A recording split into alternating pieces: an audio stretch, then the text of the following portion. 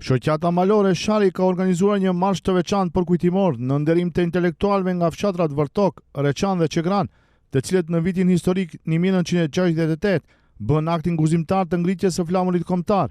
Sipas kryetarit të shoqatës malore Shari Qerim Abazi, kjo nismë mbart një simbolik të thellë historike dhe kombëtare.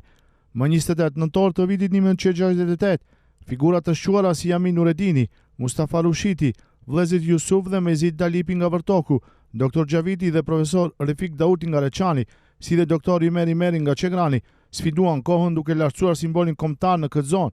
Përfaqësuesit e shoqatës theksojnë se përkujtimi i figurave të tilla është një detyrim moral, sepse ata që punojnë për kombin dhe flamurin mbeten të pavdekshëm në kujtesën popullore.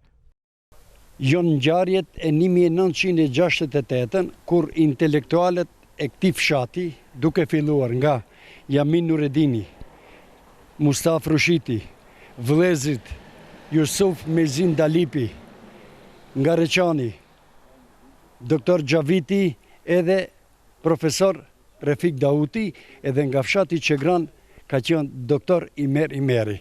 Këta në 28 nëntor 1968 në këtë fshat e ngrejnë flamurin kombëtar. Për atë shkak, shoqata malore mori iniciativën për kujtim të atyre të cilët kanë punu për çështjen kombëtare. Edhe nisen ta dini, këta që kanë punu për kombë dhe flamur nuk vdesin kurrë.